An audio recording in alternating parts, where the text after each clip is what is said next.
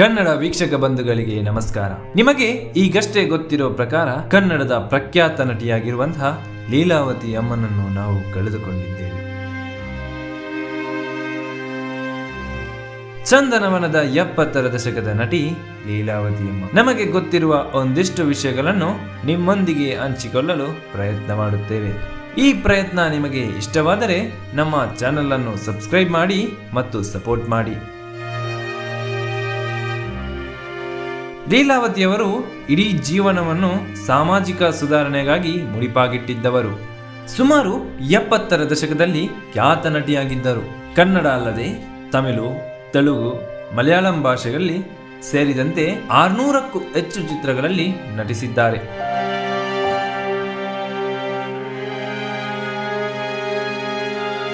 ಅವರು ಚಿತ್ರರಂಗದಿಂದ ದೂರವಾದ ನಂತರದಲ್ಲಿ ವೈಯಕ್ತಿಕ ವಿಚಾರಗಳಿಗೆ ಹೆಚ್ಚು ಸುದ್ದಿಯಾದವರು.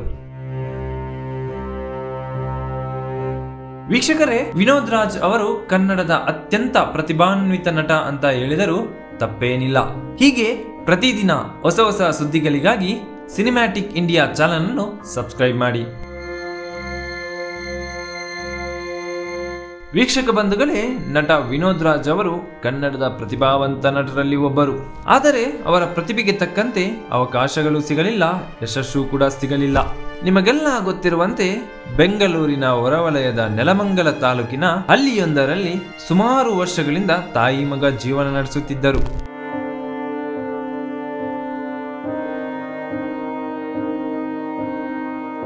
ಅಷ್ಟೋ ಇಷ್ಟೋ ಬಂದ ಹಣದಲ್ಲಿ ತಮ್ಮ ಊರಿನಲ್ಲಿ ಆಸ್ಪತ್ರೆಯನ್ನು ಕಟ್ಟಿಸಿ ಸಾರ್ವಜನಿಕ ಸೇವೆಗೆ ನೀಡಿದ್ದಾರೆ.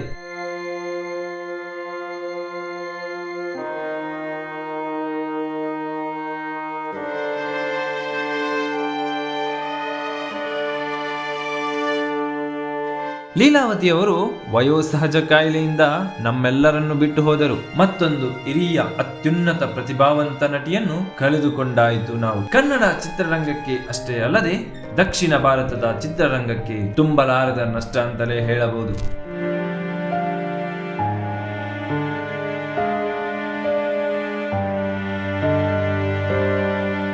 ಆದರೆ ಅವರು ಇಡೀ ಜೀವನವನ್ನು ಕಲೆ ಮತ್ತು ಸಾರ್ವಜನಿಕ ಸೇವೆಗಾಗಿ ಮುಡಿಪಾಗಿಟ್ಟಿದ್ದವರು.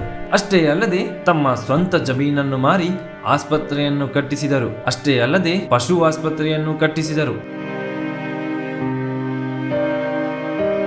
ಸಮಾಜಕ್ಕೆ ಬೇರೆ ಬೇರೆ ರೀತಿಯಿಂದ ಕೊಡುಗೆ ನೀಡಿದ್ದಾರೆ.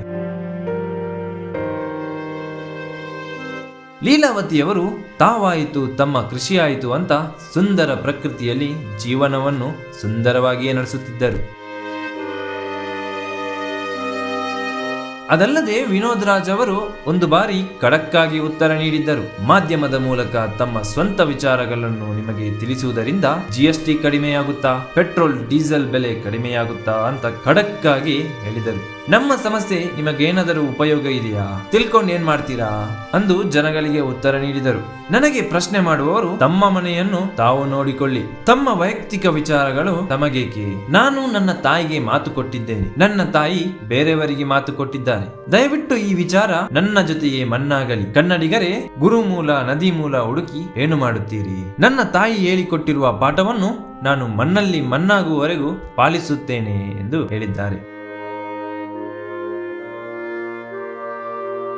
ಅದೇನೇ ಆಗಿದ್ದರೂ ವಿನೋದ್ ರಾಜ್ ಅವರು ಕನ್ನಡದ ಅಪ್ರತಿಮ ಪ್ರತಿಭಾವಂತ ನಟ. ಕನ್ನಡ ಸಿನಿಮಾ ರಂಗದಲ್ಲಿ ಡ್ಯಾನ್ಸರ್ ಆಗಿದ್ದ ವಿನೋದ್ ರಾಜ್ ಅವರು ಕಾರಣಾಂತರಗಳಿಂದ ಸಿನಿಮಾದಿಂದ ದೂರ ಸರಿದರು. ತಮ್ಮ ತಾಯಿಯ ಜೊತೆಗೆ ತುಮಕೂರಿನ ಹೊರವಲಯದಲ್ಲಿ ತಮ್ಮ ಪಾಡಿಗೆ ತಾವು ಸುಂದರ ಬದುಕನ್ನು ನಡೆಸುತ್ತಿದ್ದರು. ವೀಕ್ಷಕರೇ, ವಿನೋದ್ ರಾಜ್ ಅವರ ಬಗ್ಗೆ ನೀವೇನಂತೀರಾ ಎಂದು ಕಮೆಂಟ್ ಮೂಲಕ ತಮ್ಮ ಅನಿಸಿಕೆಯನ್ನು ತಿಳಿಸಿ. ಇನ್ನೊಂದು ಸ್ವಾರಸ್ಯಕರ ವಿಷಯದೊಂದಿಗೆ ಮತ್ತೆ ಭೇಟಿಯಾಗೋಣ. ಧನ್ಯವಾದಗಳು.